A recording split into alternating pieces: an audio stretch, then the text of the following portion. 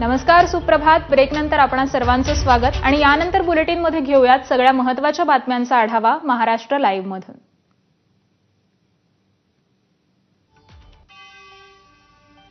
एकीकडे राज ठाकरेंची युतीच्या प्रतीक्षेत असलेले उद्धव ठाकरे इंडिया आघाडीच्या मजबूतीसाठीही प्रयत्नशील आहेत.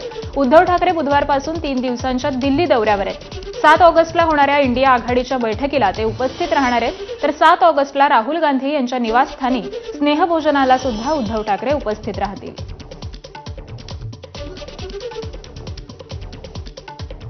आज सकाळी 9:30 वाजता एनडीएच्या सर्व खासदारांची बैठक आहे.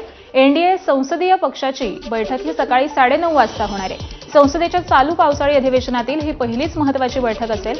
पंतप्रधान नरेंद्र मोदी या सभेला संबोधित करतील अशी अपेक्षा आहे, ज्यामुळे राष्ट्रीय लोकशाही आघाडीचे सर्व खासदार हे उपस्थित राहणार आहेत. पंतप्रधान नरेंद्र मोदींच्या उपस्थितीत ही बैठक पार पडेल.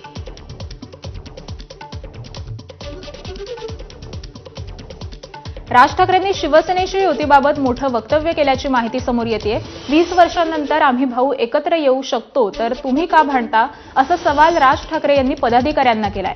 मुंबईमध्ये रंगशारदा सभागृहात झालेल्या मनसेच्या मेळाव्यामधून राज ठाकरेंनी एक प्रकारे युतीचा हा राजमंत्रच दिल्याचं मानलं जात आहे.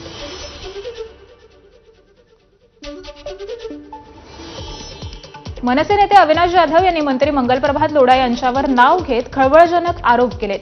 लोढा यांनी मंत्रिपदाचा गैरवापर करून जिल्हाधिकाऱ्यांच्या निवृत्तीच्या शेवटच्या दिवशी फाईल्सवर सह्या करून घेतल्याचा खळबळजनक आरोप अविनाश जाधव यांनी केलाय.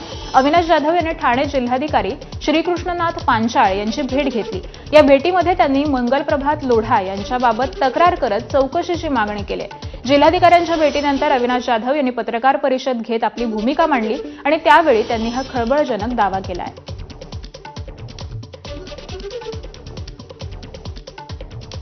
भाजपसह शिंदेंच्या शिवसेनेमध्ये प्रवेश करण्यासाठी अनेकांची चढाओढ लागली आहे. मात्र प्रवेश करताना आपल्याबरोबर येणाऱ्या लोकांच्या दिलेल्या यादीमध्ये गोंधळ असू शकतो, हे देखील आता वरिष्ठांना तपासण्याची वेळ आली आहे आणि त्याला कारण ठरलंय अकोले विधानसभा मतदारसंघ. 3 महिन्यांपूर्वी शिंदेंच्या शिवसेनेत समर्थकांसह प्रवेश करताना अहिल्यानगर जिल्ह्यातील एका नेत्यानं चक्क बोगस यादी सादर करत पक्षाची दिशाभूल केल्याचा आरोप होतोय. एकनाथ शिंदे यांच्या संभाव्य अहिल्यानगर जिल्हा दौऱ्याच्या आधीच पक्षप्रवेश घोटाळ्याच्या या आरोपांमुळे राजकीय वातावरण ढवळून निघालंय.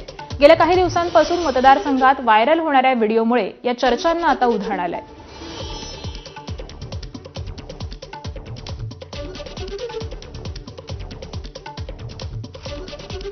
परळीतील व्यापारी महादेव मुंडे यांच्या हत्या प्रकरणाच्या तपासाला एकीकडे वेग आलाय, तर दुसरीकडे रोहित पवारांच्या दाव्यामुळे मोठी खळबळ उडाली. महादेव मुंडे प्रकरणातील संशयित मुख्य आरोपी देश सोडून पळून जाण्याच्या तयारीत असल्याचा दावा हा रोहित पवार यांनी केलाय. या हत्येतील मुख्य संशयित आरोपीचं नाव रोहित पवार यांनी जाहीरपणे घेतलेलं नसलं तरी देखील गोट्या गित्तेचा उल्लेख सातत्यानं या प्रकरणामध्ये केला जातोय. तर त्याचवेळी राज्य सरकारनं या प्रकरणाच्या तपासासाठी एसआयटी स्थापन केली आहे.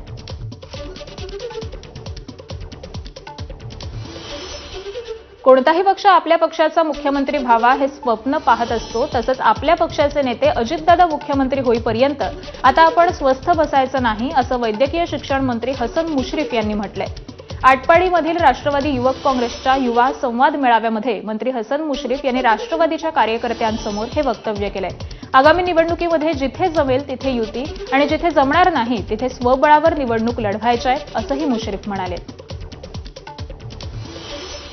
जिल्हा परिषदेच्या निवडणुकीमध्ये, सांगली महानगरपालिकेच्या निवडणुकीमध्ये आणि वेगवेगळ्या तालुक्याच्या नगरपालिकेच्या निवडणुकीमध्ये राष्ट्रवादी काँग्रेस पक्षाचा झेंडा फडकल्याशिवाय राहणार नाही. आपण युतीमध्ये सुद्धा अजितदादांनी अनेक वेळा स्पष्टपणे सांगितलेलं आहे, जिथे जमेल तिथे युती, जमणार नाही तिथे स्वबळावर. फक्त तुम्ही आपल्या पक्षावर एक प्रकार टीका न करता निवडणूक लढवायची आणि निवडणूक लढवल्यावर त्यावर युतीचा झेंडा कसा फडकेल आणि त्यात राष्ट्रवादीचा कसा फडकेल यासाठी आपण सर्वांनी काम करावं. राज ठाकरेंपाठोपाठ उद्धव ठाकरे यांनी देखील मुंबई महानगर प्रदेश परिसरातल्या शिवसेना पदाधिकाऱ्यांची आज बैठक बोलावली. या बैठकीमध्ये प्रामुख्याने बोरिवली, ठाणे, कल्याण, डोंबिवली महानगरपालिकेच्या रणनीतीवर तिथल्या पदाधिकाऱ्यांसोबत ते चर्चा करणार आहेत. ठाणे जिल्हा हा उपमुख्यमंत्री एकनाथ शिंदे यांचा बालेकिल्ला म्हणून ओळखला जातो. त्यामुळे त्या जिल्ह्यातल्या ठाणे आणि कल्याण डोंबिवली महापालिकेमध्ये शिंदेंच्या शिवसेनेचं वर्चस्व आहे. या परिसरामध्ये ठाकरेंच्या शिवसेनेची ताकद दाखवून देण्यासाठी आणि पक्षाला लागलेली गळती ही रोखण्यासाठी या बैठकीमध्ये चर्चा करण्यात येईल असं समजतंय. या बैठकीत MMR रिजनमधील महापालिकांचा देखील उद्धव ठाकरे आढावा घेणार आहेत.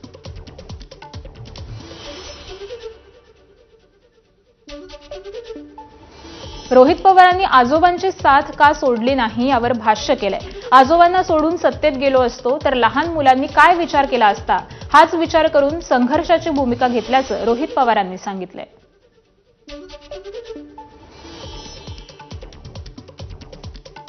निशिकांत दुबे यांनी अशी वक्तव्य करू नये असा सल्ला मुख्यमंत्री देवेंद्र फडणवीस यांनी दिलाय. काही लोक मराठी आणि अमराठी असा वाद निर्माण करण्याचा प्रयत्न करतायत असंही फडणवीस म्हणालेत. माझं अगदी स्पष्ट मत आहे की निशिकांत दुबेंनी अशा प्रकारची वक्तव्य करू नयेत. या संदर्भात इथली परिस्थिती हँडल करण्याकरता आम्ही सक्षम आहोत. इथला मराठी माणूसही सुरक्षित आहे, इथला नॉन मराठी सुरक्षित आहे. सगळे एकमेकासोबत योग्य प्रकारे नांदतायत. महाराष्ट्रामध्ये मराठी आणि गैर मराठी असा कुठलाही वाद नाहीये. काही लोक वाद निर्माण करण्याचा जाणीवपूर्वक प्रयत्न करतायत. त्यांना मराठी लोक आणि अमराठी लोक दोघेही निवडणुकीत त्यांची जागा दाखवतील. त्यामुळे माझा सल्ला दुबेजींना असा असेल की या विषयामध्ये त्यांनी कुठलंही वक्तव्य करू नये. आणि यावर संदीप पांडेंनी फडणवीसांना प्रत्युत्तर दिलंय. मराठी आणि अमराठी वादाची खरी सुरुवात ही कोणी केली हे आधी सांगा असा सवाल संदीप देशपांडे यांनी केलाय. आम्ही वाट बघतोय महाराष्ट्रात कधी येतात निशिकांत दुबे ते, कारण आम्हाला पण त्यांचं स्वागत करायचंय जसं मुख्यमंत्र्यांना करायचंय. फक्त स्वागत आम्ही आमच्या पद्धतीने आणि आमच्या स्टाईलने करू. मुख्यमंत्री वॉर रूममध्ये मुख्यमंत्री देवेंद्र फडणवीसांनी 30 प्रकल्पांचा आढावा घेतला. वर्षानुवर्ष प्रकल्प चालवू नका, 3 वर्षांमध्ये प्रकल्प पूर्ण व्हायला हवेत असे निर्देश मुख्यमंत्री यांनी दिलेले आहेत.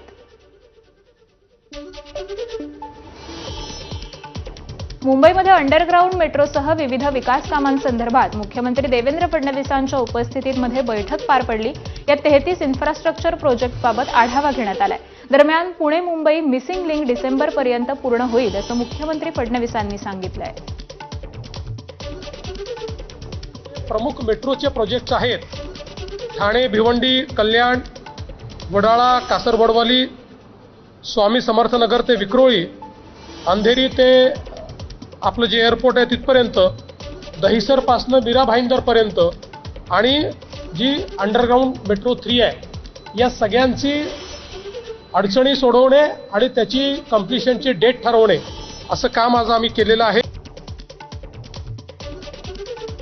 मुंबईत ड्रोन उडवण्यावर पोलिसांची सक्ती असून परवानगीशिवाय ड्रोन उडवल्यास कारवाई होणार आहे. सण उत्सव काळामध्ये सुरक्षा वाढवली असल्यामुळे पोलिसांकडून विनापरवाना ड्रोन उडवल्यास ही कारवाई होणार आहे. लालबाग, परळ, काळा चौकी येथील मंडपांमधून मोठ्या गणपतींचं आगमन सुरू असून मोठ्या प्रमाणामध्ये नागरिक गर्दी करतात आणि याचमुळे गणपतीची दृश्य टिपण्यासाठी नागरिक अनधिकृतरित्या ड्रोन उडवत असल्याचं निदर्शनास आल्यामुळे पोलिसांकडून ही कारवाई सुरू करण्यात आली आहे.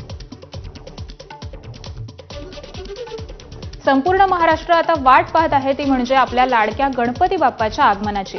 सगळीकडे गणपती बाप्पाच्या आगमनाची तयारी जोमानं सुरू झाली आहे. त्यातच पुण्याच्या गणपती उत्सवाचं खास आकर्षण हे मानाचे 5 गणपती असतात.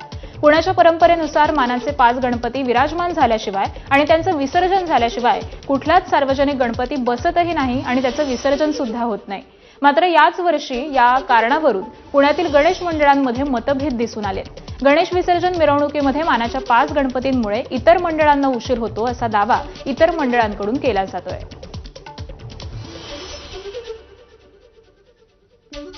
दरम्यान आता गणेश विसर्जन मिरवणुकीच्या वादाच्या पार्श्वभूमीवर पुणे पोलीस आयुक्तांनी गणेश मंडळाच्या पदाधिकाऱ्यांसोबत बैठक आयोजित केली आहे. सकाळी 11:30 वाजता बैठक होणार असून यामध्ये गणेश विसर्जन मिरवणुकीबाबत चर्चा होणार आहे. तसंच इतर गणेश मंडळांनी केलेल्या दाव्याबाबत देखील चर्चा केली जाणार आहे. पुणे शहरात गोळीबाराच्या घटनेनंतर अवघ्या 1 तासामध्ये हडपसर शहरातील 17.5 नळी इथं कोयता गँगनं धुडगूस घातलाय. कोयता गँगकडून वाहनांची तोडफोड करण्यात आली आहे. कोयता गँगनं 17.5 नळी परिसरातील रिक्षांची तोडफोड करत परिसरामध्ये प्रचंड दहशत पसरवण्याचा प्रयत्न केलाय. हडपसर पोलिसांनी घटनास्थळी दाखल होत हा तपास केला आणि त्यामुळे पुण्यामध्ये पोलिसांमध्ये आता कोयता गँगचं मोठं आव्हान आहे. उच्च न्यायालयाच्या निर्देशानंतर मुंबई महापालिकेनं कबुतरखाने हे बंद केले. मात्र कबुतरांना खायला न मिळाल्यामुळे कबुतरांचा मृत्यू झाल्याचा दावा करण्यात आलाय. मात्र कबुतरखाने बंद करण्यावरूनच भाजपमध्ये मतभेद असल्याचं समोर आलंय. एकीकडे कबुतरखाने बंद करण्याला धार्मिक संघटनांनी विरोध केलाय, तर मंत्री मंगलप्रभात लोढा यांनी या संघटनांची मिळतीजुळती भूमिका घेतल्यामुळे मनसेनं तिखट प्रतिक्रिया व्यक्त केली आहे. मात्र या प्रश्नी बैठक घेऊन मध्यम मार्ग काढण्याचं सूतोवाच हे मुख्यमंत्री फडणवीस यांनी केलंय. त्यामुळे आज कबुतरखान्यांसंदर्भात मुख्यमंत्र्यांच्या उपस्थितीत महत्त्वाची बैठक होईल आणि यामध्ये उच्च न्यायालयाच्या निर्णयांसंदर्भात राज्य सरकार काय भूमिका घेत आहे हे पाहणं महत्त्वाचं असणार आहे. मुख्यमंत्री देवेंद्र फडणवीस यांच्या नेतृत्वाखाली आज राज्य मंत्रिमंडळाची बैठक पार पडणार आहे. दुपारी 12 वाजता या बैठकीचं आयोजन करण्यात आलंय. महाराष्ट्रातील लाडकी बहीण योजनेबाबत या बैठकीमध्ये आढावा घेतला जाईल. तसंच राज्यात अनेक ठिकाणी पावसानं दडी मारली आहे, त्यामुळे शेतकऱ्यांची पिकं ही सुकू लागली आहेत आणि याच संदर्भामध्ये राज्य मंत्रिमंडळाच्या बैठकीमध्ये आढावा घेतला जाणार आहे. यासोबतच राज्य मंत्रिमंडळाच्या या बैठकीत आणखी कोणते महत्त्वाचे निर्णय होतात याकडे देखील राज्याचं लक्ष आहे.